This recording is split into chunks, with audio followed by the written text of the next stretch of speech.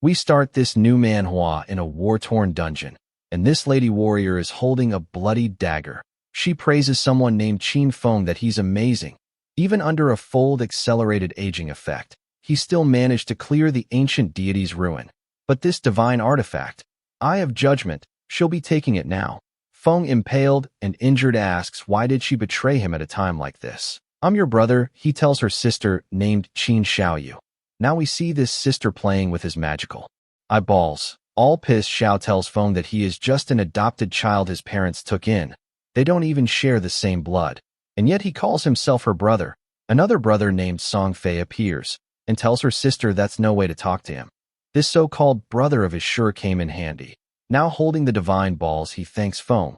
Without him, they would have never gotten this divine artifact. Now this blonde bastard tells MC that to drain his lifespan in one go, he went to great lengths to obtain the soul-stealing blade, which is now stabbed into his body. Do you like my parting gift? He asks. Nearly dead MC states that he raised his sister after their parents passed away. He supported her through school. After this game descended upon their world, he risked his life countless times for her. I really misjudged you.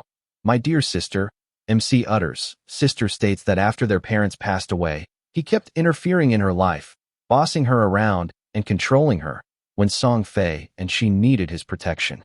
He was somewhat useful, but now that they have this divine artifact, his only value is gone. Song jumps to attack MC with his dual sabers and tells his brother to just die in peace. He will take good care of their sister. MC now screams his final words that even if he dies, he won't let them get away with this. And just like that, his head is sliced off. Now we are told that in the year 2025, the godforsaken game descended. As long as a person falls asleep, they will be forcibly pulled into the game world, and the only currency in the game is lifespan. Dying causes a loss of lifespan, while killing monsters grants lifespan. Players can spend lifespans to bring their in-game abilities into the real world. The strong can tear apart tanks with their bare hands, slice through planes with a sword, and even withstand nuclear blasts with their own bodies. And from that moment, the world changed drastically, and chaos spread. MC struggled to survive with his sister, enduring countless hardships, barely making it to the top 100 global powerhouses, after overcoming endless dangers and barely escaping death countless times. MC finally conquered the ancient god's ruins and obtained the divine artifact, Eye of Judgment, and at last, he had the qualifications to reach the top. But who would have thought?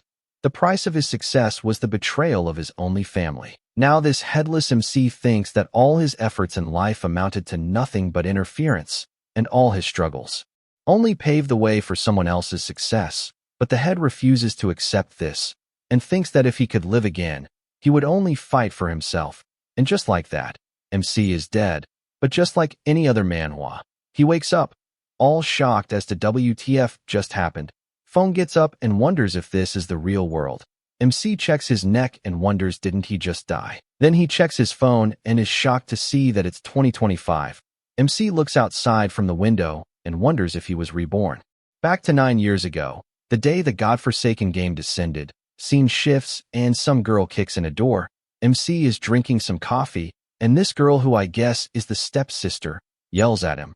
Why wasn't he answering her calls? Xiaoyu starts kicking stuff around and telling him that she went to support Brother Fei. Why is MC making such a big deal out of it? He doesn't understand how important it was for her to go support him. MC remembers this. On the day the game descended, Xiaoyu had a big fight with him because of Song Fei. It seems like Song Fei is the boyfriend here. Just want to tell you all that in Chinese manhwas, people call out each other brother or sister due to respect, okay? There is no incest going on. Now MC tells us that before the game descended, this Fei was somewhat famous underground idol, and Xiaoyu was his very obsessed fan. Sister is getting mad at other fangirls and stalker fans. She asks MC to give her more money so she can rank up. MC now tells us that Song Fei might seem glamorous, but in reality, he's a total scumbag who has tricked many of his female fans out of their money and bodies to prevent his sister from being scammed. MC has always forbidden her from hanging around that guy, but in the end, he was accused of controlling her life. Sister is getting mad and asks if his brother is deaf. She's talking to him, and he's acting like he can't hear her. Sister accuses MC that it's all because of him that Fei dropped off the rank this month. Now she starts threatening MC that if he doesn't give her money to rank up, she'll. MC is like, fuck this, and slaps her hard. Sister drops to the floor wondering what just happened. Sister starts crying and bleeding. She can't believe her brother actually hit her. Now with a death stare, MC tells her that he doesn't have the time or mood to argue with her today. But if she keeps barking at him, he'll smash her mouth. MC throws a golden debit card at her face and tells her that this is the money left by their parents. No matter how hard it's been these years, he never touched a single cent, and he returns it all to her today. As he opens the door, he tells her that for their parents' sake, he won't stoop to her level, but from now on, he will have no sister like her. And he enters his room, leaving Xiaoyu crying outside. Feng now tells us that in his past life, because he protected Xiaoyu, he missed too many opportunities, too many secret treasures and dungeons that needed risk-taking exploration, which he gave up on. Now MC is taking sleeping pills and is curious how far he can go without this burden. This time around, he's going to use his understanding of the game from the past life to stay ahead of everyone. And his stepsister is on her own now. And he's personally going to take Song Fei's head. Scene shifts and MC is sleeping. Reminder, they need to sleep to enter the game. And Feng is now in the game. And he's in the career's choice hall. MC remembers the first time they came here. He was so nervous that it took him several hours to complete career choice and leave. It happens in every RPG I play. But this time he needs to be quicker. Now MC tells us that in his past life, he chose the warrior to protect Xiaoyu. The warrior wasn't weak, but it's not the right fit for him anymore. Now without the sister's burden, Feng will be able to clear solo much faster. This time mobility and reaction time are the most important for him.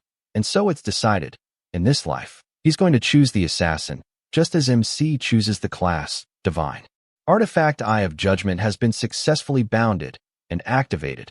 It's the same artifact which got him killed in his previous life, but this time he got it at the start, and a unique ability, Authority of Judgment. And with this passive skill, he will automatically gain the highest rank profession and talent. MC is happy that the Eye of Judgment has bounded itself with him, even after rebirth. MC figures out that artifact remembers its master. Even if it's stolen, it's useless. MC wonders if he was reborn because of it. But suddenly a shit tone of darkness starts entering his body and surrounds him. Game now congratulates MC for having gained a hidden profession, and in just a few seconds, his specialization is complete. First his hand emerges from the darkness, and then this white hair man comes out. Feng has now become the Shadow. Alright, some heavy aura farming. This is Shadow, the highest tier hidden profession for assassin class. This is completely different from the warrior he chose in his previous life. Just gaining this new profession gave him so much power. MC checks himself and tells us that every profession in the game has a very small chance of unlocking its hidden higher tier profession. So just like Path of Exile, and this Authority of Judgment makes the probability a certainty. MC wonders what exactly is this ability. Now we are told that Authority of Judgment is the most primal and ancient authority in the universe. It surpasses rules and orders. Ability cannot be activated yet, but its passive buff still works, and our assassin is interested in this ability. By the way, art style and color coordination is next level. Now Shadow tells us that in his past life, it wasn't until the 7th year after the game descended that a strong player managed to leave the gods' abandoned realm and reach the realm of order. Only then humanity learned about the existence of order's power. But in fact, even years later, no one ever obtained the power of order. MC never expected that he would gain the primal authority at the start of his new journey. Now he just needs to reach the realm of order to activate this authority, which means that he has another goal in this life. And now this player needs to decide his gamer tag. Since his profession is born from Shadow, he chooses the name Shadow. Now with everything done, MC enters the gods' abandoned realm, and we are told that this is a ruined land, filled with countless monsters. He needs to be careful because these monsters can tear him apart and steal his lifespan. His objective is to leave the town, kill monsters, and earn tradable lifespan. But if he dies in the game, he will lose half his lifespan, both tradable and non-tradable, so different currencies. Shadow now lands in the safe area called the Shell Town. There are no monsters here, and players cannot attack each other. MC slept willingly, but other people who went to sleep have now been pulled into the game. Other people or players in this case have figured out that MC is an assassin, but other assassins are confused. Why aren't they this cool looking? Shadow knows that soon figures from various countries will start appearing one after another, reshaping the order of this world. If he wants to be ahead of them, he can't just sit around and wait, because practice doesn't wait for anyone. MC now notices some people falling, and we are told that they return to this save point town. When they die, players are returning to the town left and right. They are unable to beat the level 1 crawler monsters, and their lifespans are going down. And so they ask this blonde Lucy from Fairy Tale looking girl named Lizzie, what should they do? Shadow looks at Lizzie and thinks that she's an archer class with short bows. So maybe she's a hidden class too. Lizzie and her juicy melon stand up, and she states that Shadow seems like a hidden class too. So would he like to join their team? Lizzie tells him that monsters outside are very strong, and they can't handle them alone. Their team has been wiped out once, but they have experience now. MC wonders if it's the experience from being killed, and tells her no need. Lizzie is pissed, and other players start telling MC to stop being like this. Monsters outside aren't weak, and because he's an assassin, he could just run away without fighting. Lizzie checks the system and figures out that this guy has the alias, Shadow, and he's really acting high. And she decides that they're going to follow MC and see what skills he has. Maybe they can get some new info on monsters, or maybe they could see how MC dies. Next chapter starts with now this super dope looking MC walking out of the town, and Lizzie is following him. She knows that this place is far too dangerous. Lizzie has no idea how she ended up here, but due to years of online gaming experience, she quickly formed a party. Yet the very first monster they encountered outside the village wiped them out. They refused to believe that enemy was something a level 1 player could defeat. Now Lizzie's group is spying on MC, noticing how he has a short blade, and he seems quicker than other assassins. Even his outfit is more cooler than theirs. Lizzie finds this Shadow player very unusual, so following him might lead them to some crucial intel. But MC notices her and uses his Shadow sneak ability. Man, this looks so cool. And just like that, he vanishes from their sight. Lizzie and friends are shocked and thinks that this must be some overpowered starting skill that grants invisibility. And they were right. MC did become invisible, and the group decides that they should go back into the village to look for some treasure or get some item from the NPCs. It's like Ricky's skill from Dota 2. MC does more damage when he attacks, and the skill expires. Its duration can be increased with stealth mastery. MC finds this ability extraordinary. Any normal assassin's stealth at this level would be easy to detect, but this Shadow class has this unique Shadow mastery, which makes it impossible for even monsters to detect him. MC now thinks that Lizzie's group are all naive fools. They won't find anything that can improve their strength in the starting town. It's just a shelter for players, and in the Forsaken game, weak players are nothing but prey for monsters. Shadow's stealth is ending, but the good thing is cooldown starts when he activates the skill. So in a few seconds he can vanish again. MC stats are normal. Tradable lifespan is 0 and non-tradable lifespan is 75 years. MC now tells us that all players start with base stats of 10, with different classes granting additional bonuses. His previous warrior class only got +3 strength, but with this Shadow class all the stats get a buff, and agility is boosted to +8. And he still has 5 points to allocate. MC tells us that most players only dump their points into strength or spirit to boost magic. But that's a huge mistake, and so Shadow puts all his points into agility. I mean, I do the same in like every RPG I play. I just go dex build, because as we both agree, agility is the key. MC now tells us that in the early game, no matter how one allocates his stats, monsters will always do overwhelming damage to the players. So the only way to kill monsters without taking damage is by boosting agility and increasing speed. Now suddenly MC notices some nasty sound, and it's a monster staring at him. This is a level 1 crawler, but it can evolve. MC sees it absorbing some lifespan, and figures out that this must be the monster that wiped out that 4-player party. Crawler now jumps to Shadow, but judging from his wounds, MC thinks the 4-player party did manage to take a chunk of its HP. MC evades the attack, and tells us that when monsters kill players, they gain players' lifespan, and if they absorb enough, they can evolve. Oh man, nice mechanic. I was not expecting monster evolving.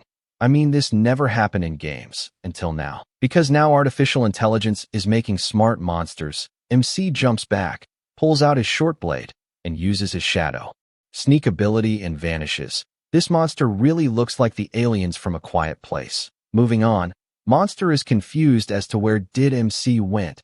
Shadow gets behind the monster and bam. Attacks with his stealth break strike, which does extra damage, and stabs the crawler in the head, killing it instantly. Shadow dealt 174 damage. He didn't expect a one-shot kill. He knows attacking a crawler's nape triggers a critical hit, but this damage is insane. Now he figures out that the damage was doubled because he attacked from the back.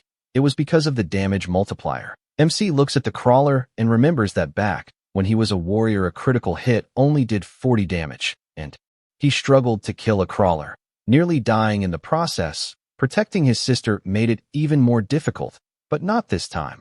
Shadow gains 3 days of tradable lifespan, 54 years, and 155 days of non-tradable lifespan. Shadow figures out that because 5 people died from this crawler, with each losing at least 20 to 30 years, then that should add up to over 100 years. But since the crawler absorbed it first, he only got 54 years from it.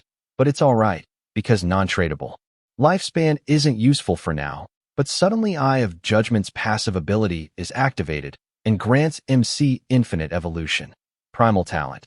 It tells him that when killing monsters solo, he has a chance to earn evolution points to upgrade skills. Every 24 hours he gains 5 evolution points. Defeating a boss-class monster solo guarantees evolution points. But for now, he only got 5. MC thinks that with this he can upgrade any skill. In his last life, he never got anything like this, no matter what gear or skill book dropped from monsters. Its grade was fixed, and there was no way to improve it. So this power is beyond rules and order. And so MC quickly upgrades his Shadow Sneak and Backstab.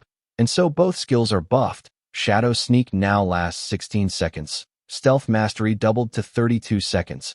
And with this extended stealth duration, Shadow can maintain permanent invisibility. MC thinks that if his skills were upgraded earlier, he could have one-shot even a full HP crawler. MC hears someone talking behind him that how a scrawny guy took down a monster solo. And they think this game is easy. MC looks back, and it's a couple. Girl thinks that her guy is amazing with a great physique, so he could probably take on 10 people.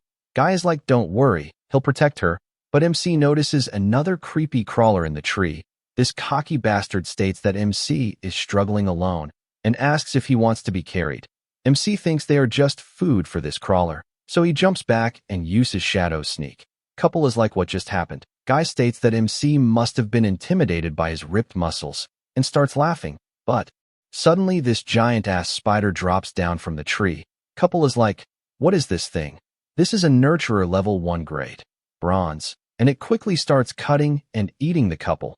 Hiding from this monster, Shadow tells us that this Nurturer is a beginner boss with around 1600 HP. It's not something a normal rookie can handle. Plus it has all those little spiders under its command. But this is a perfect opportunity for Shadow to test how strong his upgrade skill are, so he quickly moves behind the giant spider and attacks it with his stealth break strike. And its head erupts with purple blood, but it's not dead and hits back at Shadow, but he manages to use Sneak again. MC dealt 338 weak point damage. By the way, this MC did not give a fuck about that couple dying. Shadow only took 9 damage, but it was close. Good, this his agility is high enough. Otherwise, with only 130 HP, he would have been instantly killed, but it felt amazing that last hit did over 300 damage. Now angry and erratic, the bleeding spider starts attacking everywhere. Seeing this, MC realizes that this spider is enraged. Because these monsters are intelligent, they won't just stand there and take hits. Spider is attacking indiscriminately to pinpoint his location, and those little spiders are on alert now. So MC can't rush and recklessly anymore. But if his guess is right, he throws a stone at the spider, and it hits the weak point like a missile, doing 299 damage. It worked just as MC thought. His main damage output comes from Stealth's ambush strike bonus and class skill enhancement. So throwing a rock at the enemy deals solid damage. All Shadow has to do now is wait for Shadow Sneak to come off cooldown. Then throw a rock. I mean, it's a camping strategy, but whatever works, and that's exactly what he does, and throws another one. And bam, it hits. Rock triggers ambush strike, backstab, and weak point attack bonuses, and it dealt 279 damage. Then MC activates the Shadow Sneak again. Dude is playing like a real gamer, not getting good, but learning the game. He stays hidden till the cooldown and then attacks again. Back at the village, leaderboard was getting updated. A player named Shadow has slain a bronze nurturer and reached level 2. People are shocked that someone soloed a boss. While they have been killed twice, people start asking around if anyone knows this pro. The leaderboard is only showing one name. Now we see Lizzie's group checking the leaderboard. They can't believe he hit level 2 and killed a boss. They can't even handle normal mobs in a party. And he soloed a boss. They wonder if it's some system error. Now we see the couple that was killed by the spider respawning at the village. They wonder if it could be that stealthy assassin from earlier, and we are back with MC, and he got a lot of buffs from this boss. MC thinks that if he killed the little spiders before, he would have gotten more EXP, but the boss is dead and little ones scattered. But MC got a new skill from the spider, the greedy hand. It's an assassin class skill, and with it he gets a 20% chance of obtaining an additional loot reward. MC can't believe this assassin skill dropped from bronze boss. This skill increases loot acquisition. In the late game, taking down powerful bosses will have a 20% chance of yielding extra loot. MC remembers that in his past life, there was a guy in this Slayer guild with this skill. His combat strength was average, but because of this skill, he became one of the most sought-after players. He even had his own personal bodyguard. Shadow now realizes that even though the activation rate is only 20%, he can combine it with his unlimited evolution talent. With that, he could endlessly boost both the drop rate and loot quality. Man, this guy is becoming OP. We start the next chapter in the real world. Students are going to school. Xiaoyu is walking with her friend. Friend tells her that she should apologize to her brother because they skipped exam yesterday to secretly go support Song Fei. Her brother must be angry. Sister tells her that she didn't do anything wrong. So why should she apologize? If it weren't for his brother, they wouldn't have almost missed the entrance time yesterday. So he should be the one to apologize. Friend tells her that her brother treats her so well. Sometimes she really envies her for having such a brother. Sister tells her, like hell he does. He's always meddling in her business. And he's not her real brother. Song Fei is enough for her. Friend asks what happened to her face, to which Xiaoyu replies that she tripped and fell. These girls enter the school and notice a big crowd around their classroom. Friend gets into the crowd and notices some students sleeping and barely visible. Friend, all worried, asks what's wrong with this kid named Zhang Wei. Why was he turning semi-transparent? Some other student tells us that just now Wei wanted to take a nap, and when they turned around he was like this. Now we are told that this wasn't any isolated case. It's all over the internet. People worldwide were experiencing the same phenomenon. According to some experts, this happens when people fall asleep, but no one knows why yet. Friend is going to call her parents to warn them and tell Xiaoyu to call her brother, just in case. But this stupid bitch is like, nope, she'd never contact him first. According to her, a guy like her brother should just drop dead. Scene shifts, and we are back with Shadow, and he just upgraded his greed hand from bronze to gold. And now he gets a 70% chance of getting extra loot. Man, the greed hand with those rings looks so awesome. And with its activation, MC gained additional points in lifespan. It's like he has a hand on his hand, like a devil arm or something. Shadow is excited that he got 2 extra evolution points. And soon he'll be able to upgrade greedy hand to next level and get 100% chance of getting extra loot. Inside the game, MC thinks that the world governments must have caught on to the situation by now. More and more are going to flood into the game. So he needs to speed up his progress. He needs to equip whatever he can use. And so he equips everything. Shadow knows that it won't be long before people realize that the skill and equipment from the game can be extracted into the real world. When that happens, the world will be thrown into chaos. Now MC tells us that extracting skills and equipment requires 2 conditions. First, reaching level 10. Second, having enough tradable lifespan. Grinding small monsters take too long. Shadow needs to find stronger bosses.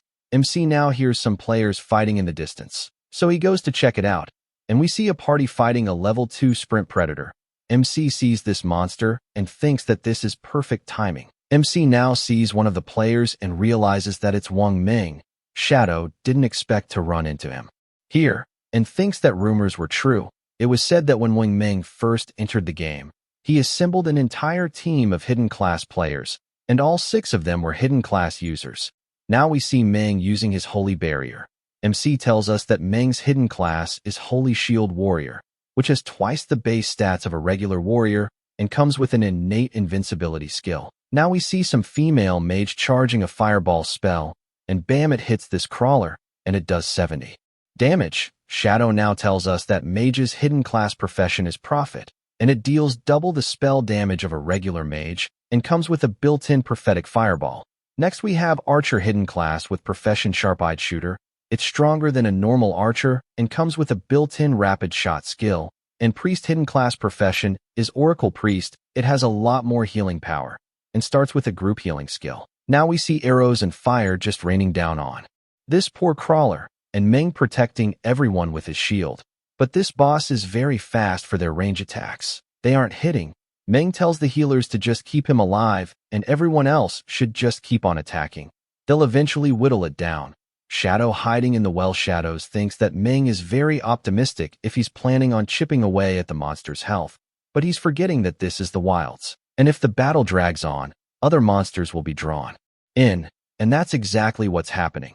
MC realizes that these mud monsters are the Corruptors, a level 2 regular monster covered in dark brown sludge, and they use range attacks. One of the party members runs to protect their boss, and this guy with a big sword attacks this mud monster.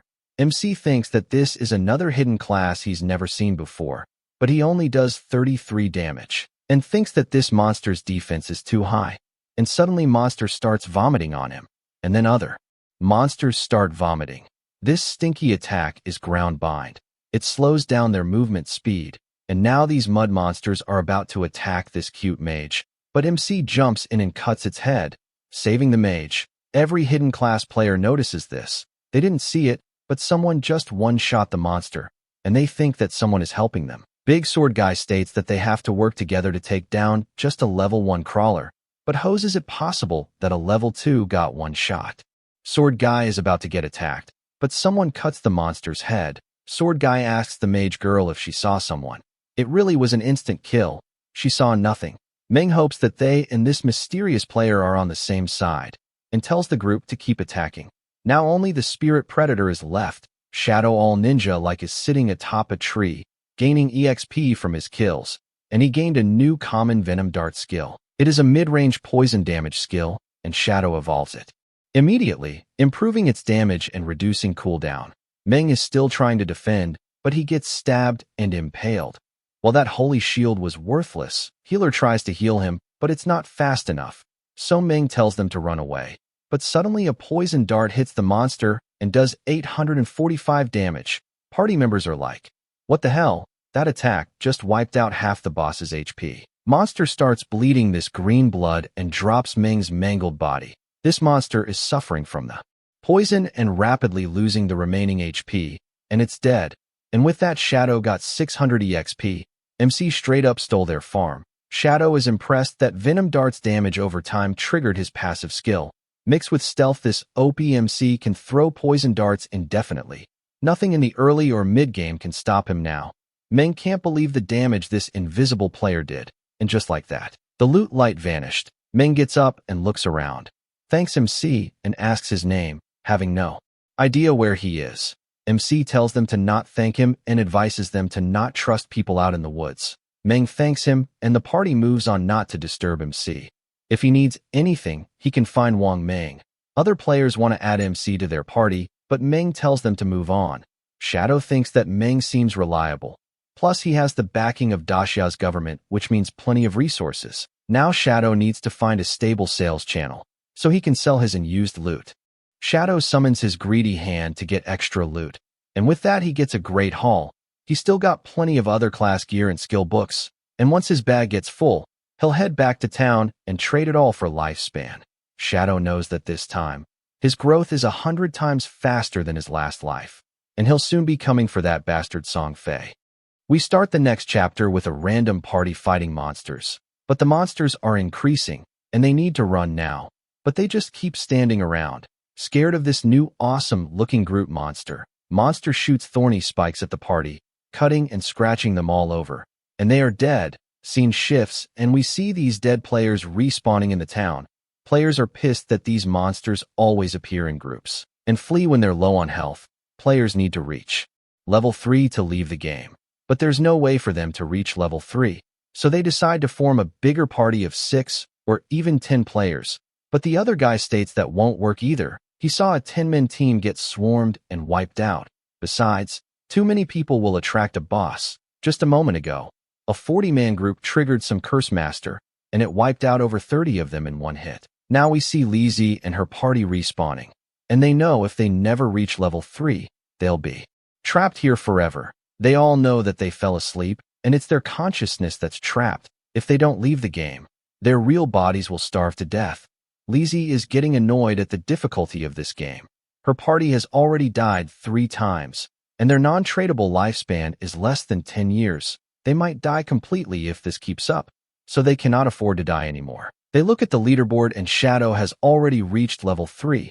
Lizzie wonders if Shadow figured out some trick, and they need to get him to carry them to level 3 and get out of this game. And so she tells her party members to spread the word and get Shadow to help them. And when they return to reality, Lizzie will pay Shadow 10 million in cash. Lizzie is sure that there's no way Shadow will ignore 10 million. Scene shifts, and we see a monster getting hit by a poison arrow. It's Shadow, and he just killed a level 2 polluter. And with this kill, MC got enough evolution points, and so he evolves his greedy hand. This skill now at emerald level, and extra loot gets 20% chance to be 1 tier higher. MC knows if he keeps evolving this effect, it'll reach 100% or even 200%. But suddenly Shadow notices this giant Groot curse monster. This is a bronze tier boss. MC figures out that it is absorbing life force to advance to a silver tier boss. No wonder it wiped out that 40-man team. But MC can't really kill this monster right now, because his inventory is full.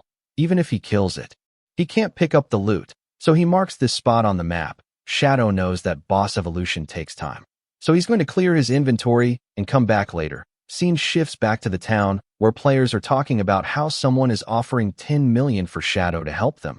These commoners think they are doomed because the rich are already trying to find a way out. Shadow with all his shadows appears in the town and selects market stall. And so this assassin sets up a shop, selling equipment and skills for a limited time.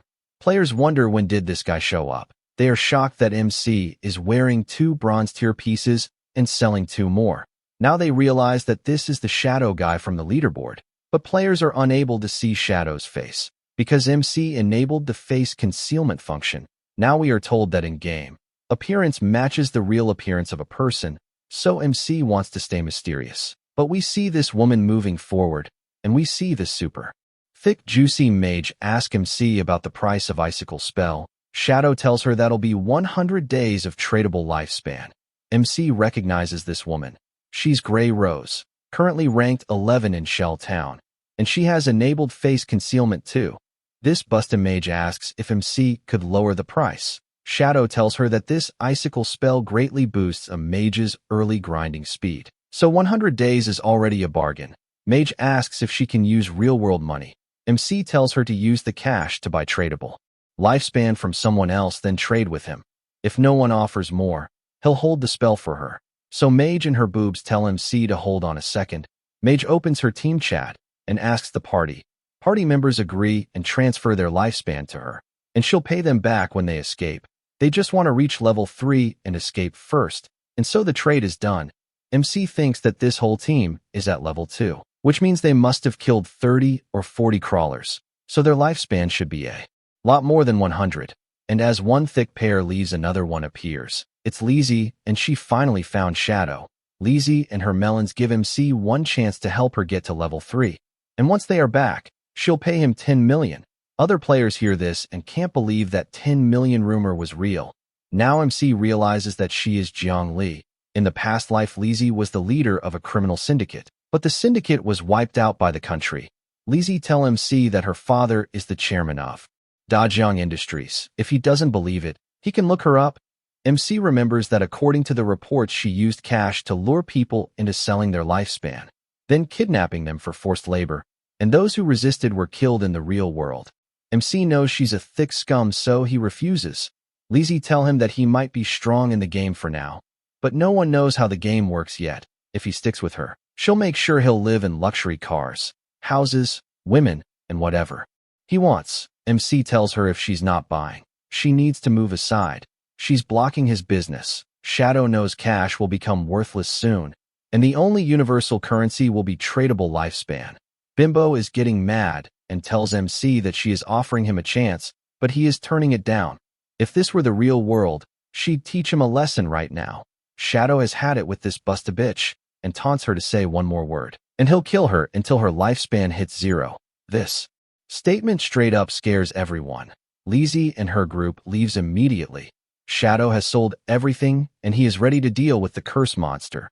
Shadow tells us that no one knows yet that tradable lifespan extracts skill into reality.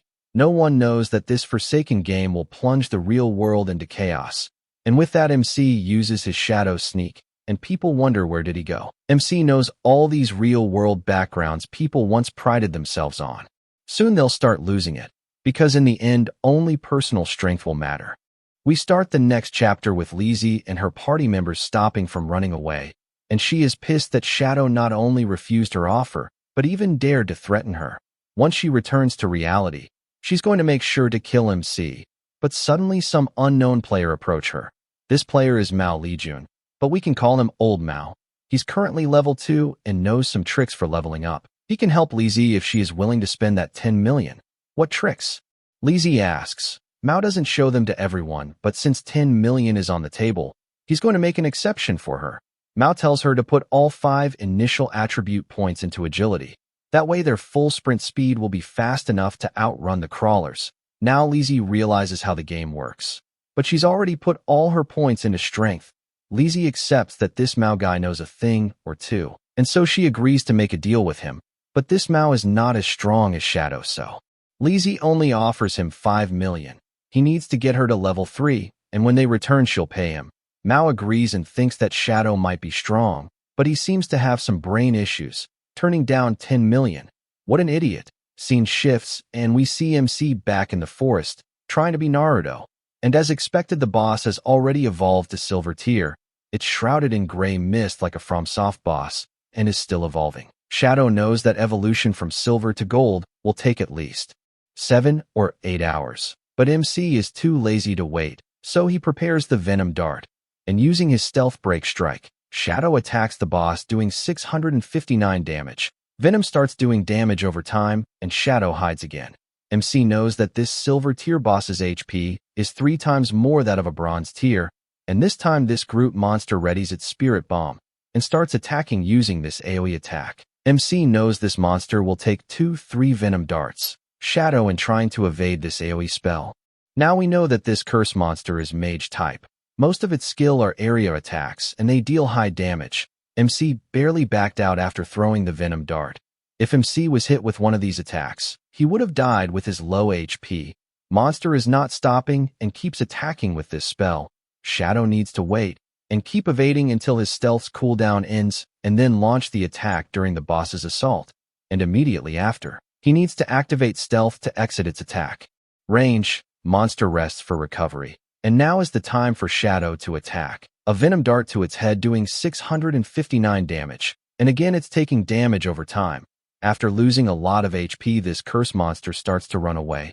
MC sees this, but he's not going to give up, and thinks that this is better than a futile, dying struggle. Surrendering without resistance makes things so much easier for MC. And so MC straight up stabs this curse monster and gains 1800 EXP and reaches level 5. Shadow can't believe he leveled up 2 times and got 4 evolution points. Now he uses his greedy hand and gains twice the points on lifespan, and with that he got 12 evolution points. And one of his loot item has been upgraded to gold tier. This is because of the 20% upgrade chance from his emerald greedy hand. But the loot drop is too much. Shadow can't keep killing bosses and run back to town to sell stuff every time. MC is hoping to get a storage ring or something soon, so he can get more slots and buy. The looks of it, MC got something legendary. Scene shifts and we see another busted player respawn in the town, and she is glad she made it back alive. It's Meng's party, and they all manage to reach level 3 and return to town safely.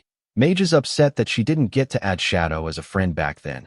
She thinks because she was all muddy, Shadow didn't get a good look. Other party members states that if she wasn't wearing that freshly dropped gear, MC might have noticed her. Leaderboard is Updated again, and everyone sees that Shadow just reached level 5. Players can't believe he jumped from level 3 to level 5.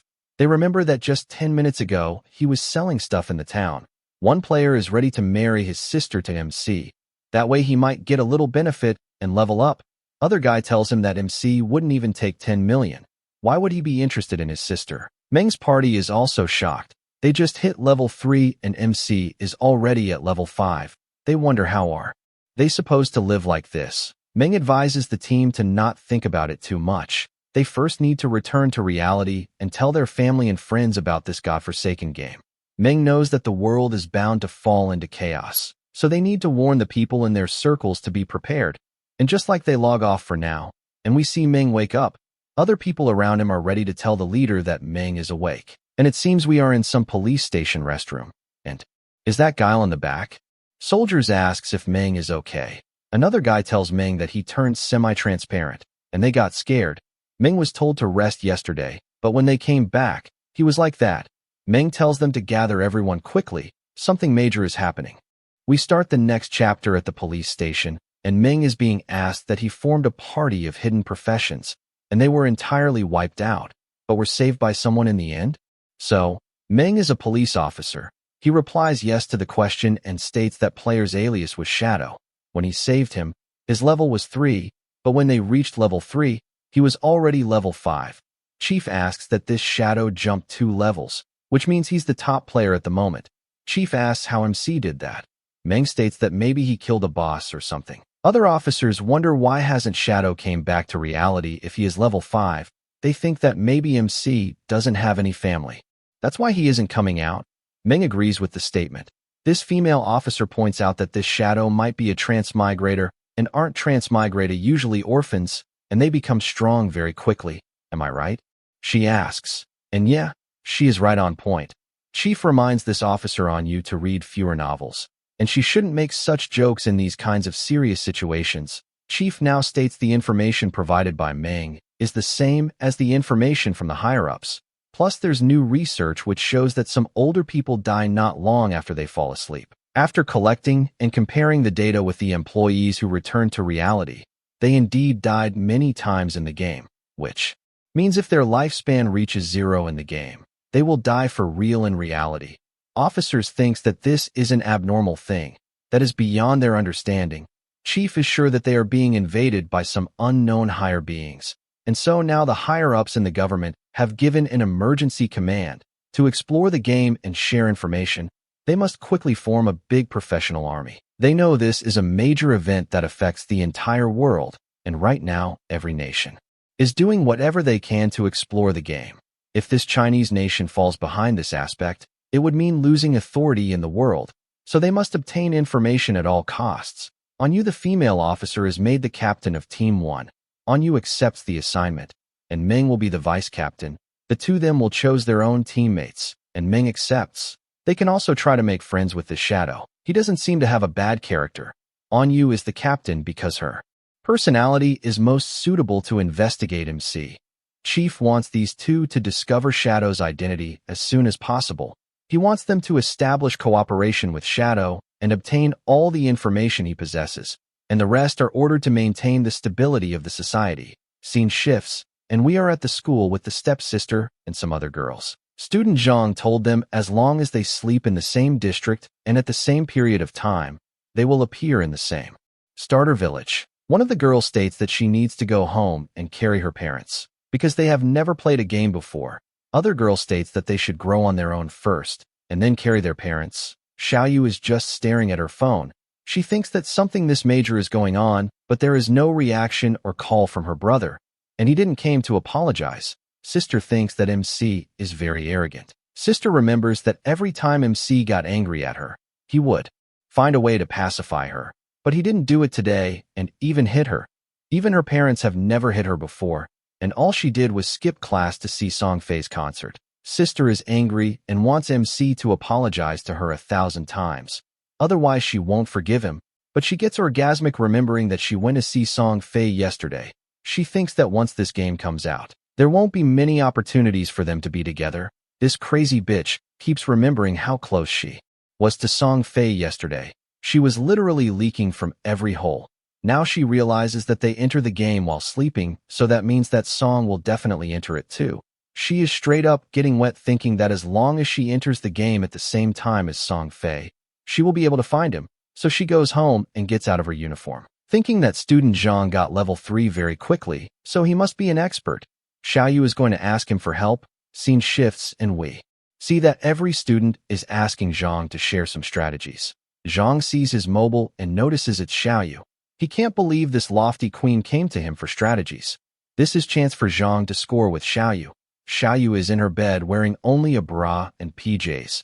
Zhang texts her the first thing she needs to do is to put all her attribute points into agility. Otherwise, she won't be fast enough to run from monsters. Xiaoyu asks if she still needs to put her points into agility if she is a mage. Zhang tells her yes, because agility isn't completely useless for a magic type. It can increase the casting speed for them, which is very important for early stages. Xiaoyu asks what if she still can't win after putting all the points into agility, and she ends the text with a crying emoji. Zhang tells her to not worry, as long as someone in the village levels up to level 5. They can activate the teleportation formation in the village. She can form a random party to level up, and when the formation is open, Zhang will come find her and carry her to the sky. This makes Xiaoyu excited, and she gets ready to sleep. She knows this simp Zhang will be useful, and she's going to show MC how strong she is. MC can continue to be arrogant, but once he enters the game he will see that she is already at much higher level, and when that time comes, she is not going to help Shadow level up. Man, she really lives in her own dreams. Scene shifts, and we are back with Shadow. He is still picking the loot from the curse monster, and he gets a curse ring. It can be used by all professions, and grants him 32 attribute points. MC thinks that this ring is equal to someone leveling up 3 levels, and it has dark element resistance. MC knows this will be very useful against monsters. There's also a weak point attack multiplier with this ring. Plus MC also got a new skill, Instant Shadow Slash. Shadow knows this is a very strong AoE attack skill. It can teleport and turn MC invisible, so like Ricky's ultimate in Dota 2. So he learns it immediately. With his evolution points, Shadow upgrades the greedy hand to diamond level. It's as MC expected. Killing mobs right now will give him 2 pieces of loot. So killing 1 mob is equal to killing 3. And using the remaining evolution points, he upgrades this new Instant Shadow Slash by 3 tiers. But it didn't change the cooldown time. But just by relying on this new skill, Shadow can become invisible infinitely. Rest of the loot is garbage. But MC can sell this Battle Roar skill for some money. And so he starts moving forward. But suddenly these crawlers jump at him. These are level 4 limb crawlers, and they came at the perfect time for Shadow to try out the Instant Shadow Slash. And Shadow just starts zigzagging all over them, dealing 725 damage with each hit. In an instant, MC kills all 4 crawlers. His efficiency of killing monsters has increased, battle time has shortened, which reduces the chance of incidents. Right now, MC has 618 days of lifespan he can trade, but to bring his stuff into reality, he needs at least 2.5 years worth of lifespan. So he needs to get to 900 days. But first, MC is going to go back to the town and sell all the items in his bag. That way he might get enough to reach the minimum lifespan required. And once he level up to 10, he's going to bring the skills and equipment from this game into reality.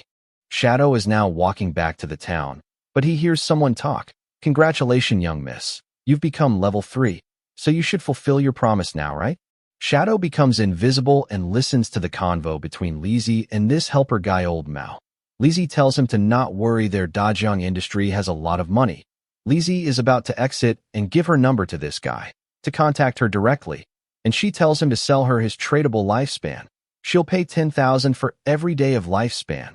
The guy agrees and states that Shadow was an idiot for not taking her seriously. MC listens to all this, but doesn't give a flying fuck and moves past them. They are ready to talk more in reality. This ass face thinks, so what if the game can affect your lifespan? He can farm more lifespan anytime he wants, and thinks that only those who convert gaming abilities into real money like him are geniuses. Scene shifts, and we are back in the Shell Town. MC being level 5 activates the teleportation formation in Shell Town. MC now tells us that teleportation in this beginner's town is 2-way. MC thinks that there's no use in lighting up one side, so someone must reach level 5 in other towns and activate the formation there. Shadow remembers that in his previous life, Song Fei was in Firefly Town. So MC's going to set up alert to know when someone activates the Firefly Town's teleportation. But it's not a big deal to teleport between towns. The main goal is to level up to level 10 and then head to the God's abandoned realm. That is where the game truly begins. Now Shadow the businessman sets up his shop again, and people are excited that the expert is back in town. Players have saved up their lifespans to buy stuff from Shadow. Some players want mage skill like that icicle skill MC sold earlier. But MC only has a spell book for the warrior class. Players are lining up to get this battle roar, and someone does get it for 300 days of lifespan.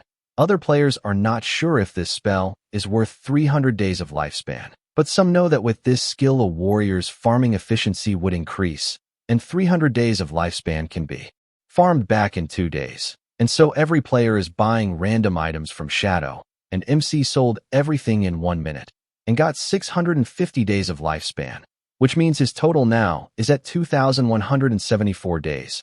But it's still not enough to bring everything into reality. Some players are upset they didn't get to buy anything, and they tell Shadow to bring more stuff next time. Shadow now notices the mage from Meng's party offering him a treasure. By the way, every player is calling him expert. This cute mage is offering him a space ring to increase the inventory size. This is exactly what MC wanted. This is a special storage equipment, even though it can be dropped by any monster. But the drop rate is very low. For this prophet mage to get it this quickly is good luck. So Shadow asks how much is she selling it for.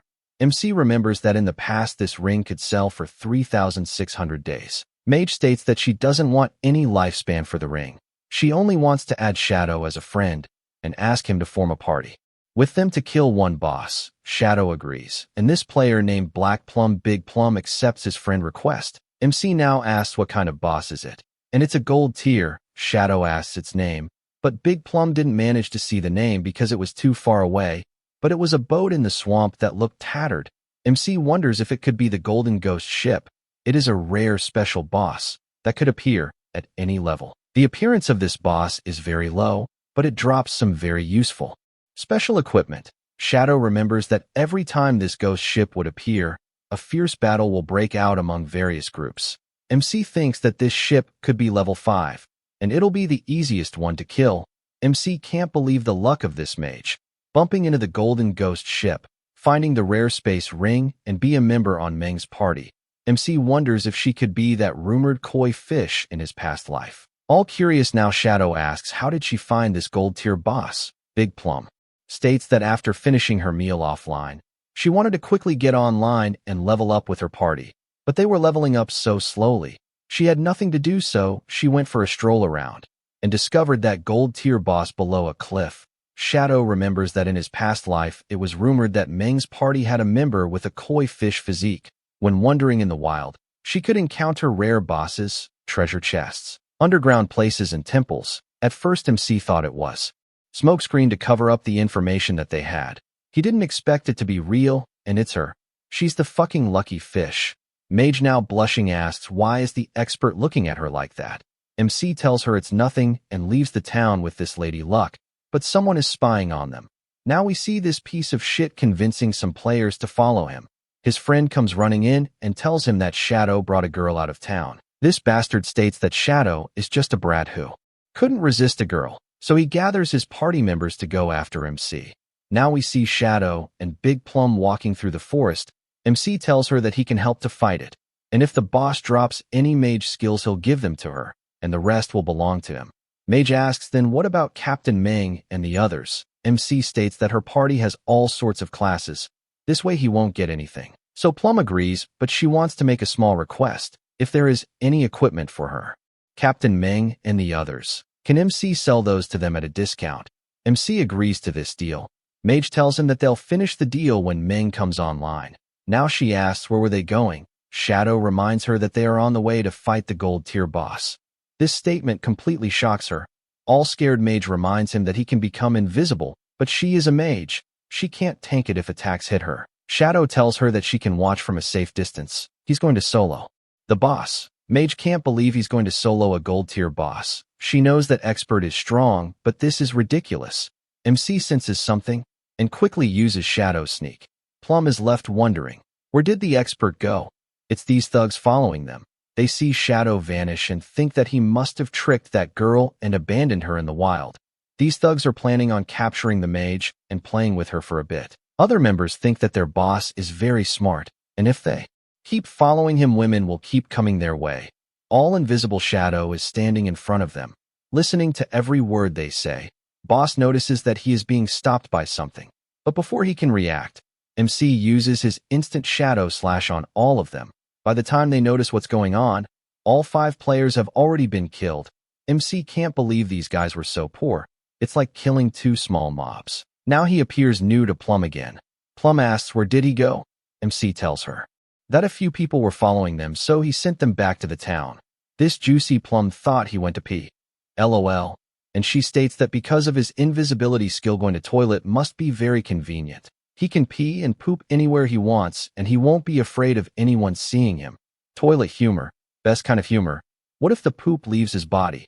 It should turn visible, right? She asks. MC tells her to just lead him to the boss. We start this next chapter in some spawning town, and by the looks of it, the stepsister has made it to the game, and she might be a mage. Players notice another new player, and Xiaoyu is exploring and getting impressed by the RTX 9080 graphics. And no, she is not a mage. She got the hidden class Sacrifice, and wonders if this class is very powerful, and will it be able to help Song Fei. Sister now wonders how Song Fei is doing right now. Does he know the secret about the starting points?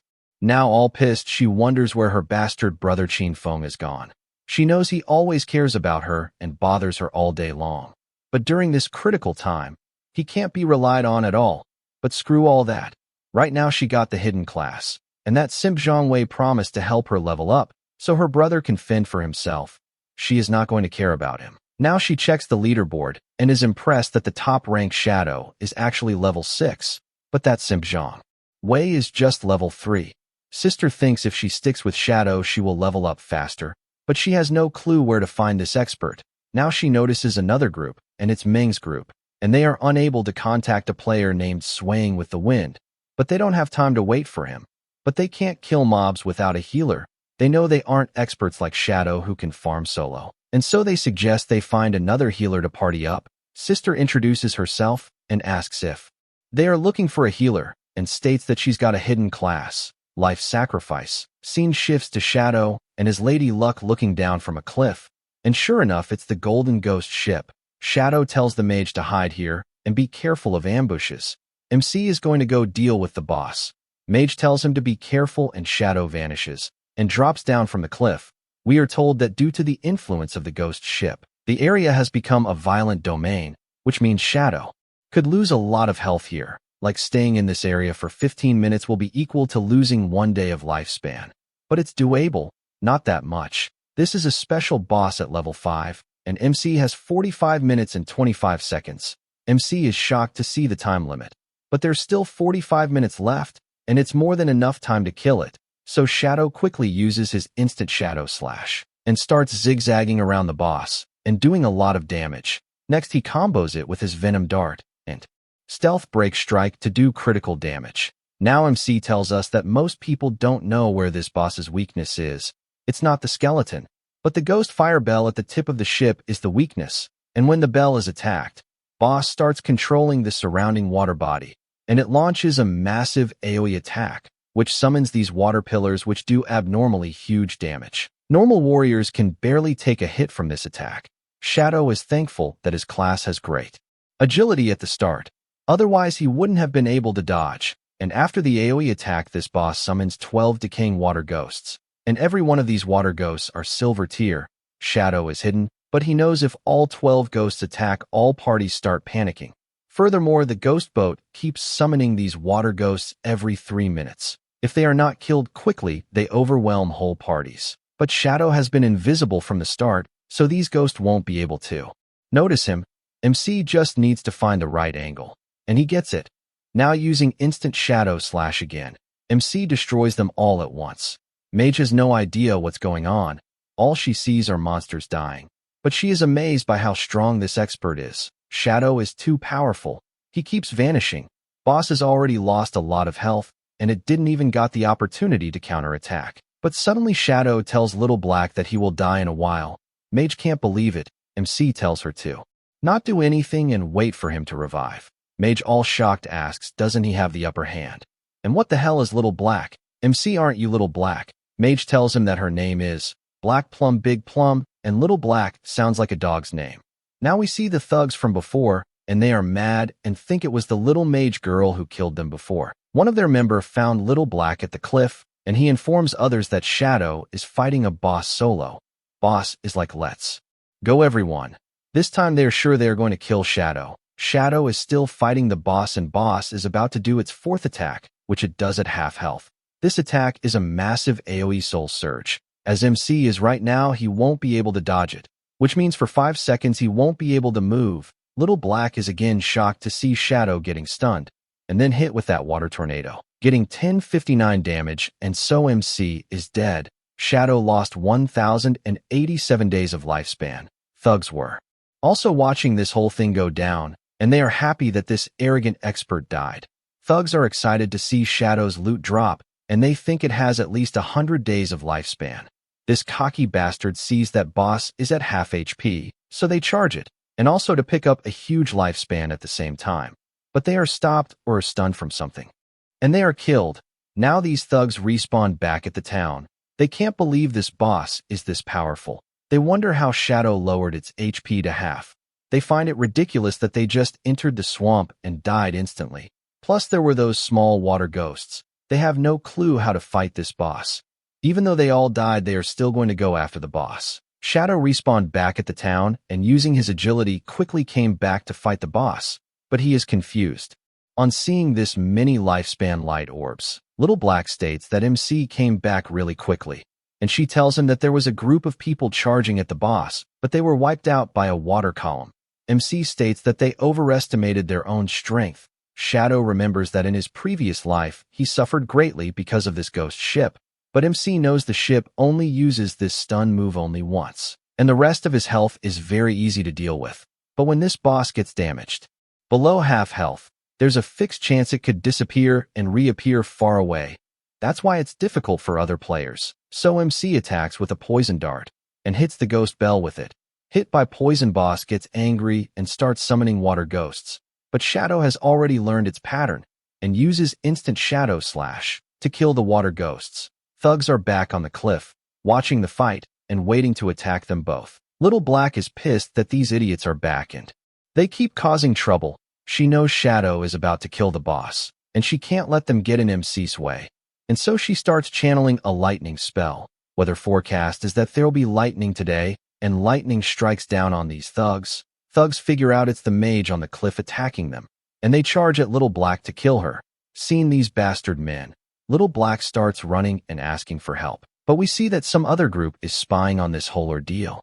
Shadow realizes a lot of spectators. Due to his damage being too low, the fight has taken a lot of time, but the boss is nearly dead. MC now figures out that the group on the hill are players who just died. There's also a group beside the swamp, and by the looks of it, they are waiting for MC to kill the boss, and then they'll kill him and snatch the loot. And so the boss dies from the poison, and Shadow quickly uses his Shadow Sneak, stating that other players had a good plan but they miscalculated. MC receives 4,800 EXP from this boss, and level up to level 8, and gets 216 days of lifespan. And as the first player in Shelltown to kill a gold grade boss, MC got 3 reputation points. All this is being broadcasted in other towns, and other players are noticing this. They can't believe this Shadow is so strong that he killed a gold boss. They are also mad that this Shadow is not from their great haunt city. Men can't believe that Shadow was fighting a bronze boss just a little while ago, and now he already killed a gold boss solo. And he wonders what is the difference between Shadow and the rest is so huge. Xiaoyu thinks that this Shadow is indeed the strongest if he can carry her to level up. Then she would be able to see Song Fei. Now we see a lot of loot drop from this monster. The group hiding near the swamp sees this huge loot, but they notice that MC didn't take anything, so he must be wary of them. This one guy tells the other one to use his skill to find Shadow and kill him, and they will take the loot for themselves. And so this archer starts charging his arrow and attacks with this awesome-looking phantom horned eagle. Eagle flies over the swamp to reveal Shadow. MC didn't expect this hunter to learn this anti-invisibility skill so quickly. No wonder they are so confident in killing Shadow and snatching the loot. But it's a shame because Shadow's assassin class comes with +1 invisibility level, which means this level 1 birdshot can't break his skill. Archer does not see anyone, so he tells others that MC must have left on seeing them. So they decide to get the loot first, but they can't drop their guard. They need to be prepared for battle at any time. The ownership rights for the boss loot is 5 minutes. After the time is up, they can get the loot. And just as they get near the loot, they are cut into pieces. MC used the instant shadow slash to finish them off. And suddenly it got much quieter. MC remembers Little Black is missing, but he'll find her later. Shadow now upgrades his greedy hand before getting the loot. Now the loot has a 100% chance to be 1 tier higher. MC knows this chance is a direct change. Now he will gather all the light together and squeeze them. And like some vacuum sucking up dirt, greedy hand sucks up all the loot, and we see a huge beam of light. MC gets a lot of stuff and points plus this new item called the Ghost Fire Bell. Shadow can't believe it. He got this bell. This item when equipped will not lose lifespan when killed, but the cooldown is a lot. Its passive skill is Soul Absorb, which is like Life Steal, and its active skill is Soul Shock, which stuns the enemies. Man, seriously very complex power system in this manhwa. MC now tells us that this bell isn't considered an equipment, it's an item. It doesn't occupy 2 equipment slots, but it takes only 1 slot, which is very convenient. Shadow now hears Little Black calling for help. So he looks around and asks Little Black, where are you? We start the next chapter with Shadow looking for Little Black, and Little Black is trying to fend off those thugs. Thugs state that Little Black resists a lot. They tell her that there's nowhere to escape. If she comes over to them quietly, they will make her feel so good that she will ascend to heaven. Mage is on the edge of the cliff, and without giving it a second thought, she jumps down, and bam, she hits the ground, dying instantly. Thugs can't believe this crazy lady really jumped and vanished. I mean, this way she's going to get away and respawn back at the town. So this was very clever. Even though she dies, Little Black is still on the voice chat and tells Shadow no need to save her. She already died and returned to the town, even though it was painful, but she is glad because her party's tradable lifespans are all on her Captain Ming. MC tells her to wait for him there. He will pass the stuff to her. Mage is okay with it and thanks MC for working so hard. MC now decides to check the loot and thinks that he gained a lot this time. And he continues to evolve the greedy hand, which is now at epic level. MC realizes the higher the skill level, the more evolution points it consumes to evolve, but Shadow decides to rise his attacking skills, because the higher his damage is, the stronger the boss he can fight against and get better loot. And so he upgrades instant Shadow Slash to diamond level. Backstab is enhanced to gold tier. Nice panel. Damage has doubled for instant Shadow Slash. Now he can deal 3,000 damage. And if he does backstab, the damage from 7 slashes can go up to 7,000. We are told that a gold tier boss drops some silver and 1 or 2 gold items. But due to the effects of Greedy Hand, MC got 11 gold equipment and 2 platinum, and 3 of them can be used by assassin class. Shadow gets this awesome Ghost Ship Dual Blades Platinum grade. With it, every normal attack will deal damage twice. MC thinks that this skill isn't really useful, but the base attack of this weapon is very high. Attack speed will also increase skill casting speed and reduce recovery time, making these not entirely useless. And its armor-piercing properties are very high. He also got the Ghost Fire Leather Armor at level 5. MC thinks that leveling up hasn't increased his constitution yet. His current health is at 350, and this armor adds 419 health. When MC wears this, he knows that most of the players won't be able to break his defense. Now MC makes his defense equipment invisible and uses the starting appearance of the assassin class. This way others won't be able to see his equipment using their eyes, and they must enter the game interface to check. Last skill he gets is the Ghost Shadow Blur, which grants 15% immunity to all damage. So it's like evasion. Dude, the power system is really like a game like in this manhwa, right?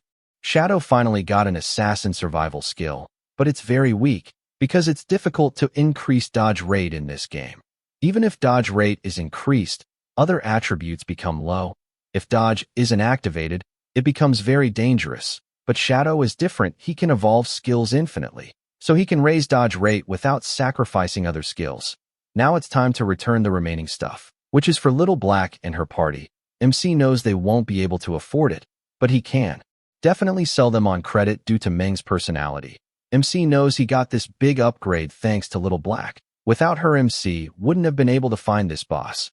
As MC is walking back, he encounters those thugs that were chasing Little Black.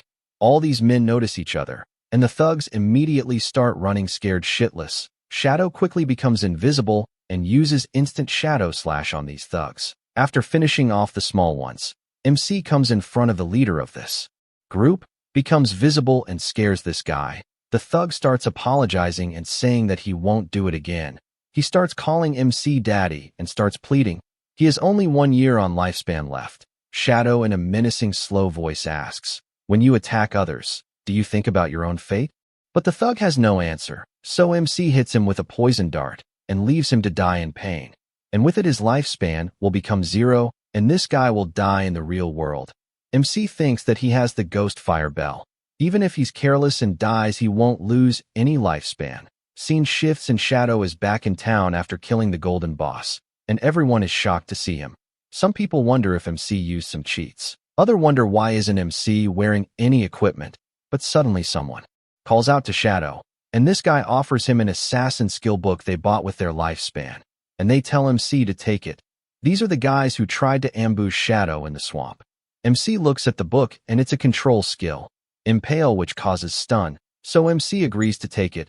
But some members of this party get angry. They were killed by MC, and now they have to get him a new skill.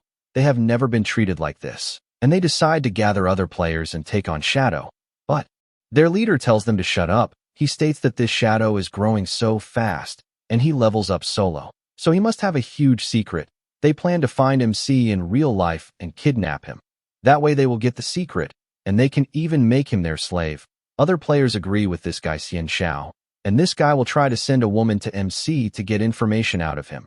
And he thinks that Shadow's voice sounds foreign. He's not from their rich circles, so it means MC is poor. They are going to find a professional beauty and make sure Shadow falls for the trap. Now we see MC meet up with Little Black and tells her to accept the trade, and he'll give her some stuff. Mage thanks the expert and reminds him that she is Big Plum, not Little Black. I like Little Black. MC gives her a fire spell, and she is very impressed with it. She's going to quickly rise in power with this. She got the skill, the necklace, and they instantly multiplied her damage several times, even her mana regeneration has doubled. Again, she thanks Shadow for all this. MC tells her no problem. He's just following their agreement, and tells Little Black to give him the space ring now. She gives him the ring and states that when she was escaping in the forest, she discovered an underground cave. It seems to the entrance to a ruin. Are you interested? Little Black asks. MC can't believe it. First the golden ghost ship, now a ruin entrance. He thinks that it's really beneficial to become friends with this girl. But it could be because MC gave her 2 gold items. Otherwise she wouldn't have told him. But MC got the ring, and with it his inventory reached 27 slots. Now MC asks her where is Meng. Once he sells him the items, he'll go to take a look at the ruins. Little Black tells him that Meng and rest have gone to train the new priest. They won't be back anytime soon. Little Black has marked the ruin entrance on the map. There is a stone slab on the ground behind the bushes. She moved the slab and hid inside while escaping. But suddenly she heard screams from inside. She got terrified and ran away. Shadow understands and is ready to head over to the ruins. He'll trade with Meng when he gets back, and so he vanishes. Shadow is now moving like Shadow the Hedgehog. His original plan was to find some place to grind to level 10, but since there's a ruin, no need to grind. Now MC tells us that there are mainly 3 types of ruins in starter towns, which are tombs, cursed ruins, and temples of faith. But no matter what kind of ruin it is, the small mobs are all bronze tier. There might even be some silver monsters. To MC, these ruins are a sea of lifespan and evolution points. We start the next chapter with Shadow uncovering the hidden ruins. MC now enters the ruin and tells us that there are mainly 3 types of ruins that will appear in a beginner's town: tombs, cursed ruins, and temples of faith. Tombs are inhabited by a bunch of monsters, and it's difficult to kill them all, and they have a gold boss at the end.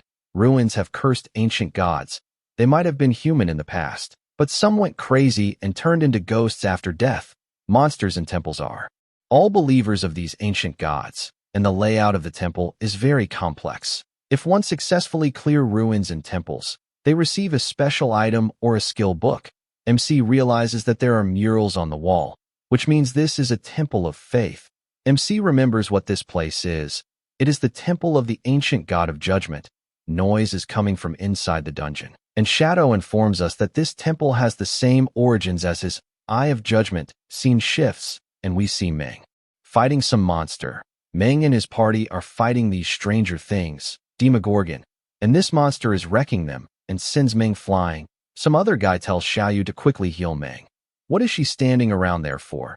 But sister is just standing there shivering and asks how does she heal. But this Demogorgon is not letting them go. It came to attack again. Sword guy tells Xiaoyu to quickly use her skill, but she gets scared, throws her staff and starts crying. And just like that, they all die and are respawned back in town. Little Black greets them with her cheerful smile and asks why are they back so early.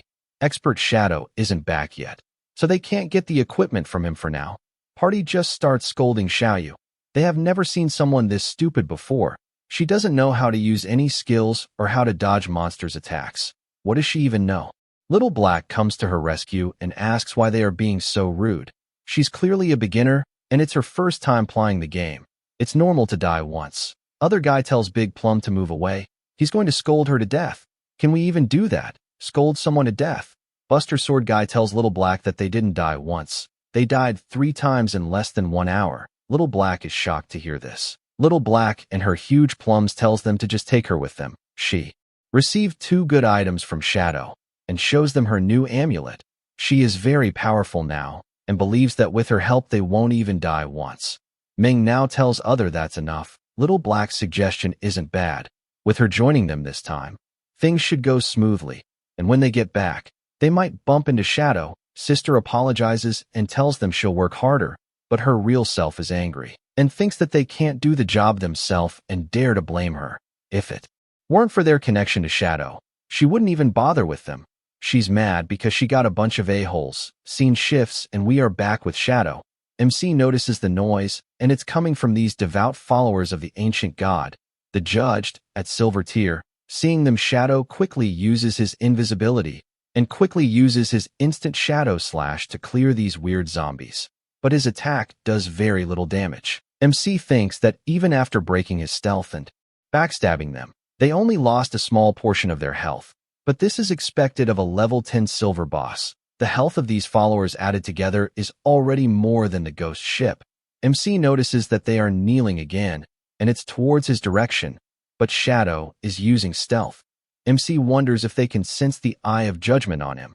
That's why they are not attacking him. MC straight up asks them if they know the way and tells them to guide him, but they have already been corrupted, decomposed, and went completely insane. They became wild beasts who only know how to steal lifespan from humans. But suddenly these weird zombies hear some noise, and with their green glowing hands they charge forward. But not at MC, but towards some other players entering the room. This party tries to be careful, but Shadow can hear their screams. They can't deal with 2 silver-level monsters, so they try to run. But nope, this busted mage and her party are immediately deleted. Shadow, just standing there, recognizes that this was the group of that girl who bought Ice Spike from him. It seems like their group name is Grey Rose. MC never thought they'll also find this ruin, but no one is equipped enough to venture this deep yet. Shadow now checks their loot, and they actually dropped 100 days of tradable lifespan. He didn't expect them to be rich. After searching around the area, MC realizes that there is nothing here. No traps, no treasure, so he wonders if there could only be these 2 silver mini-bosses. MC thinks about killing them and hits them with his poison darts, and gets 4,000 EXP, and he reached level 9, and now uses his greedy hand, and thinks that this epic tier greedy hand is absolutely insane. He gets a lot more evolution points, more days of lifespan, plus gold and silver tier items, and even gold tier assassin equipment. It is the Pendant of Faithful, which grants an agility and cooldown reduction. It also summons a silver tier devout follower to fight for him. So MC just became a summoner, but this skill has a lot of cooldown. MC thinks that the pendant has good stats. It drops cooldown of his other skills. This would help in grinding. Since all his gear requires level 8+, no one else can use it yet. He'll hold on to this pendant for now and sell it later, so he's not becoming a summoner. Shadow suddenly notices a hatch opening behind him. It's some weird-looking pillar. After clearing the monsters, the mechanism activated. MC checks it, and it's a hidden mechanism. It starts creaking and a bigger hatch starts opening. But wait, it's a lift, and it takes MC down. It keeps going down, and finally stops. It felt like it descended 300 or 400 meters. MC realizes what this is. It's a maze hidden under the temple, and there's a chance that these mazes could appear in a ruin, and Shadow has explored many of them in his previous life. Now he tells us that there are countless traps in the maze, but as long as there are players acting as cannon fodder, there's completely no danger in exploring them. It just takes a long time. If MC activates any traps with his stats, he'll die, but fortunately he has this pendant, so he summons this silver tier devout follower and orders it to go scout the maze. MC thinks it'll be easy to explore with a lackey scouting the front, but there's still a chance of danger. So Shadow is going to evolve his dodge passive just in case. He does the upgrade, and now with 75% dodge, rate becomes very high. So he uses the remaining points to evolve instant Shadow Slash to epic tier. MC now tells us that epic to legendary tier needs 10 times the evolution points. So the higher the starting tier, the more cost-effective it is to evolve. For example, if a skill is epic tier at the start, it only needs 1 evolution point to evolve, as the evolution target is legendary tier. It requires only 10 points. This also means that if Shadow gets an epic skill, he can quickly evolve it to legendary, mythical, and even immortal tier. But if the skill is at normal tier, it requires a lot of points to become legendary. But MC can cheat any skill to become epic at the start, which means from now on, all his skills are going to be at least epic tier. With only 11 points left, MC can evolve his Shadow Sneak, and its cooldown becomes 16.3 seconds, but it's still too long. And the stealth breaking attack is a little low. MC plans on swapping this skill in the future. Suddenly the zombie steps on a trap, and a giant boulder slams on the zombie, right in front of MC. His summon died, so Shadow is going to wait for the cooldown to end to summon again. This maze is complex and dangerous. This is the only way he can solve it very slowly, and hopes he can find good stuff when the maze ends. Scene shifts to the upper level of the temple, and the party that died before has come back. They peek inside the room, and they confirm to the busted mage that there are no monsters in the room, and their lifespan has vanished. They wonder if someone killed the monsters and took their lifespan as well. They know only Shadow can do something like this, which means he took their lifespan. It seems so, but they don't have to die again. Mage remembers when they came in, they saw someone communicating with the monsters, so she wonders if that was Shadow, and if he has some skill that can bewitch bosses. Now she is terrified of this incomprehensible power. We are back with Shadow, and his zombie is getting fucked. Shadow has been exploring this maze for 3 hours, so he should be at the end by now. Based on his previous life experience, using humans' lives to explore will kill at least hundreds. Shadow summons the follower again and starts following it. LOL. They cross a bridge and get to a door. MC commands it to open it. Zombie tries with all his strength, but he can't. Shadow finds it strange that this zombie can't open it, so he himself goes to touch the door, and with some intense magic it starts opening, confusing Shadow. Now with a heavy gust of wind the door opens. Shadow notices something inside. There is a chest, which is full of thorns. It's locked, and there's an NPC beside it. That is a thick-looking NPC, but her name is locked. Shadow notices that all her information is locked. This is his first time meeting such a mysterious NPC. NPC mumbles something in a weird language and starts getting Thanos snapped. MC sees her disappearing, and with her the thorns on the chest disappeared too. Shadow figures out that this NPC is somehow related to the Eye of Judgment. Chest is now shining golden, which means it has epic tier items. But MC still needs to be careful.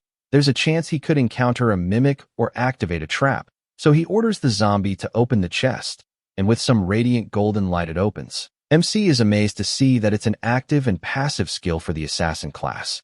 MC gets Bestowal of Mercy at epic tier, and Slit Throat is the active skill, and it deals a lot of damage, and his weak point damage multiplier is doubled thanks to the passive skill.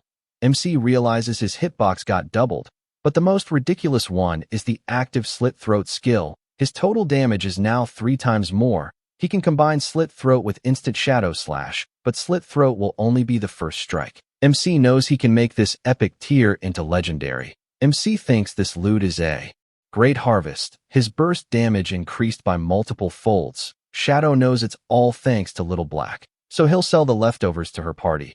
And it's time to head back. So Shadow contacts Little Black on Discord and tells her to tell Meng to return to town. He has items to sell to them. Little Black tells him that they are heading back now. Scene shifts, and we are back in the town. MC notices that there is a crowd waiting for him. They are his fans and want to add him to their party. This assassin got famous. Some players is from the underwear town. Really? Alright, they want him to carry them. And Shadow can have his wife. Someone is from Azure Town, and so on. Shadow now realizes what's going on. The teleportation gate from other towns have started activating, and he can finally head to that bastard Song Fe's Firefly Town. So he disappears. Shadow leaves and all the crowd starts blaming each other and fighting. MC now finds Little Black, and she calls out to Meng to meet Shadow. But MC is confused to see that Xiaoyu is with them. Seeing her, MC wonders how did she worm her way into Meng's party. Meng's crew might get destroyed because of her. Shadow knows he needs to be careful. The whole world now knows about him being the expert, so he can't expose his real identity. MC knows that he still can't use his powers in real life. And with this many eyes on him, even a kitchen knife could kill his real sleeping body. Sister now stares at her brother, and she can tell that he is powerful just by looking at him. Meng's party is trash. If Shadow carried her, she could reunite with Song Fei in days. Shadow ignores her and shows Meng the items for his party, but they are all gold and silver tier and cost 2,200 days. But Meng can't pay for them. MC tells him no need to worry, they can pay later. Meng thanks him, but he has no idea how to repay him. If he ever needs them in future, he can call them. And just like that, all of Meng's party got awesome gold and silver tier items and skills, and plus they got it on credit. This means he trusts them. Sister is anticipating that she too will get something, but there's nothing for priest class. Other guy states that if there's nothing, then there's nothing. She can just leech EXP off them. Sister, whose in-game name is Little Grace, asks Shadow if he has any equipment for her.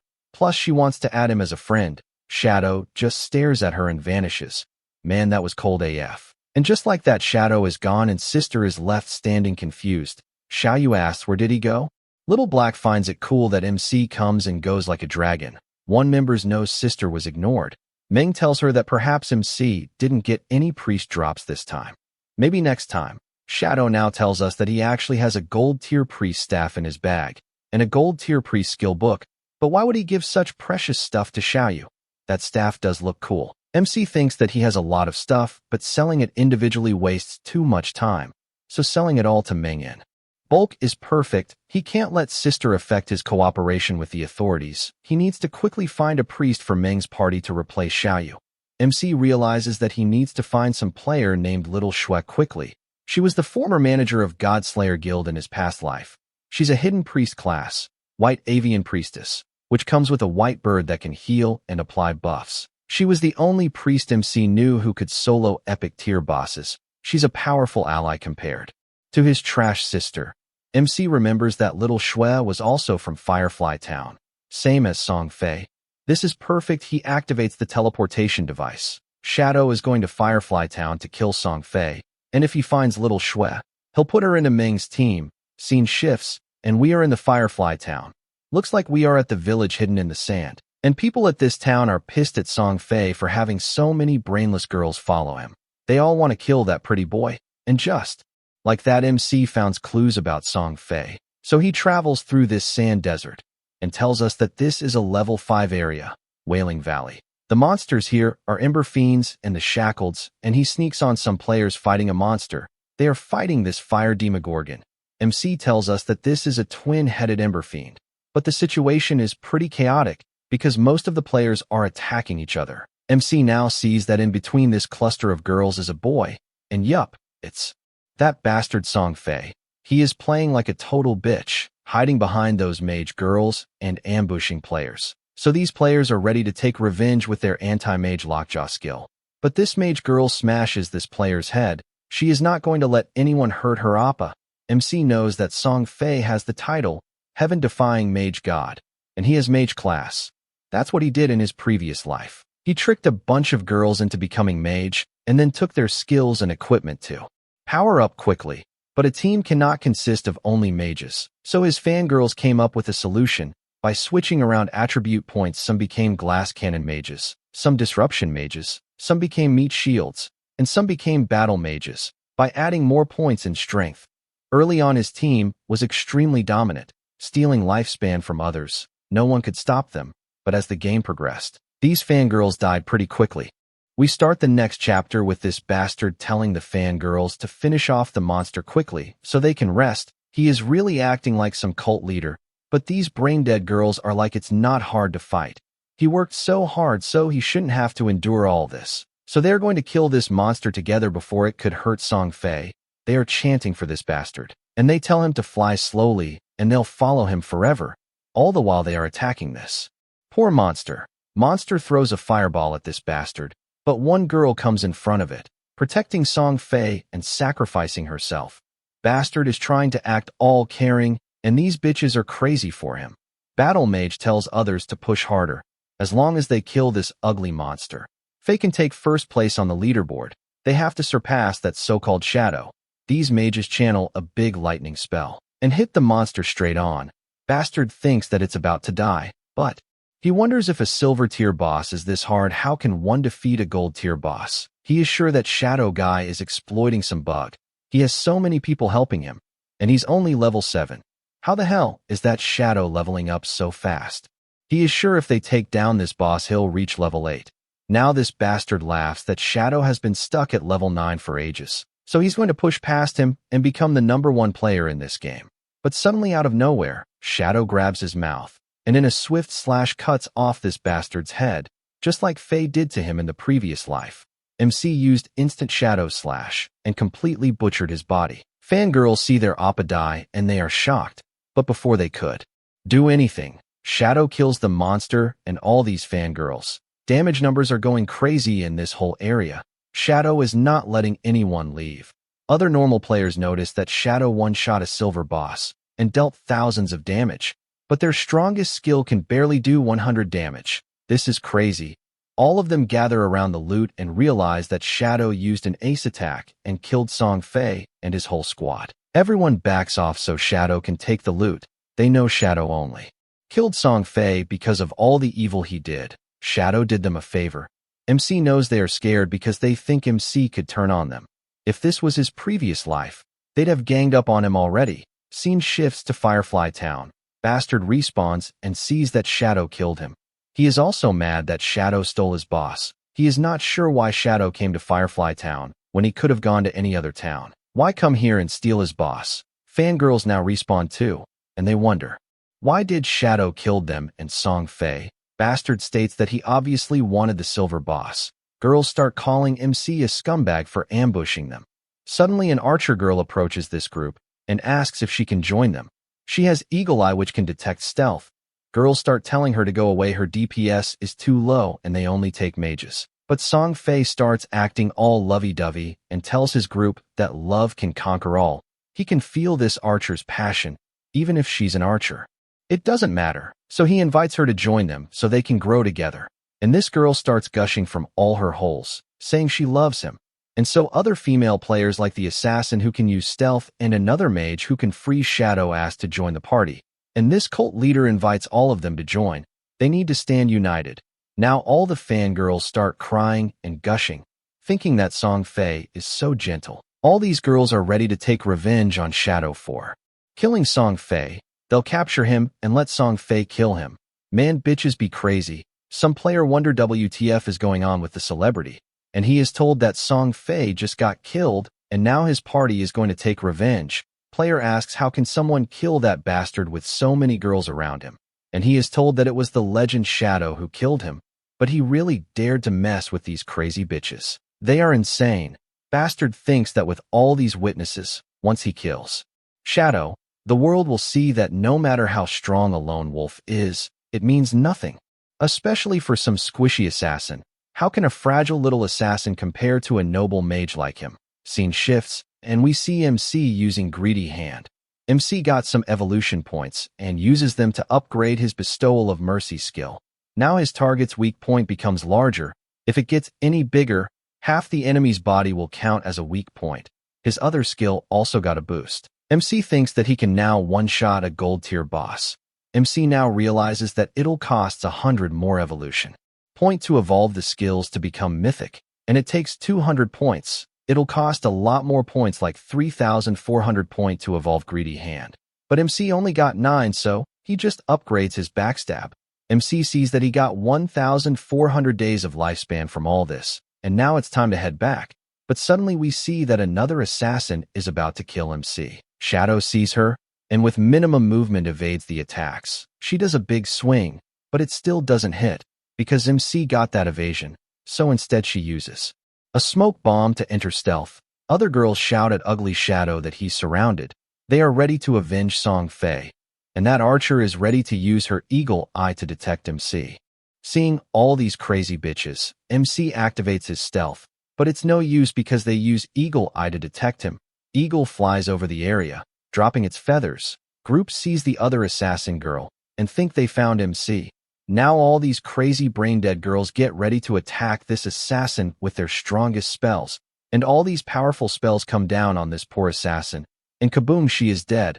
Other girls are like, what? Battle Mage is like, screw it. She was not even a mage, and she never loved Faye. So this is divine retribution for her, and she tells the archer to quickly find Shadow. Archer is getting ready to shoot, but Shadow uses his ghost fire bell and stuns all of them. None of them can move. So MC uses instant shadow slash on the whole party and kills them all instantly.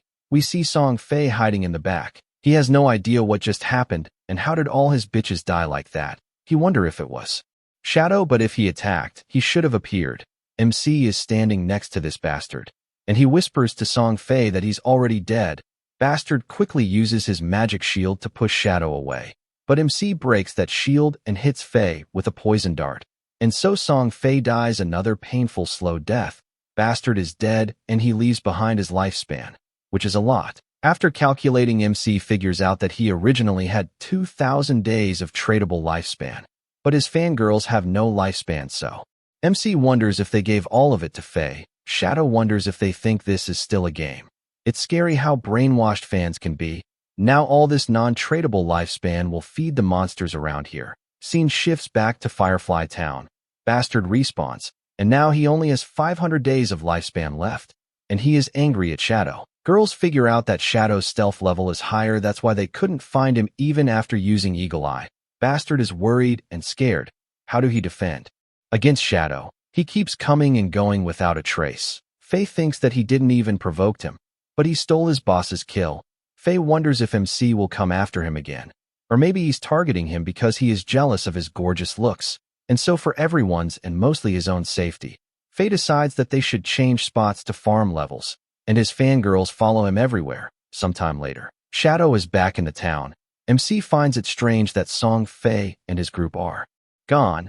He wonders if they went to another town or if they logged off. So he asks around about Song Fei, scaring other players as he appears out of nowhere. One player tells him they went in that direction, and he asks MC to kill Song Fei, but spare his girlfriend. MC realizes that his girlfriend is the one with Eagle Eye, so he tells him to just get a new girlfriend at this point. Player tells him that he worked very hard to get a girlfriend, but Shadow ignores him and vanishes. MC thinks that even if he knows their direction, he doesn't know their destination, and searching blindly would take a lot of time. If only he could find Gu Ishue. And just like that, she walks past him. This beautiful-looking priest is Gu Ishue, and her owl, Hedwig, I guess. MC introduces himself to this beautiful lady and asks for her help. Shue is shocked to see the expert Shadow. MC now tells her that he heard that her class can search for targets over a wide area. If she finds Song Fei's location for him, he'll sell her this gold-tier staff cheaply. Shue is interested. All blushing, she asks how did MC know she can do an AoE search. She never told anyone. MC tells her to not worry about that and offers her the staff again. She wants it, but she might not be able to afford it. MC tells her that it'll only cost 500 days. She can afford it, and so the deal and transaction are successful. And now she is gushing over her new staff. Shadow flicks her on the head and tells her to hurry up. Shue thinks that this Is the first time she is meeting Shadow, but he gives off strangely familiar vibe. Shui, while channeling her spell, asks, "Isn't MC worried that she'll take the staff and run?" MC asks, "Doesn't she hate Sun Fei?" Shui is shocked to find out that MC knows about her hate for Song Fei. So she asks if Shadow is her friend from real life. But his voice doesn't seem familiar. "Wanna guess?" MC asks, but she can't be bothered. And so she sent out her owl. She very much became a warg like Bran Stark the Three-Eyed Raven. She is searching through the eyes of her owl, and she found Song Fei and her fan cult. Like and subscribe for more.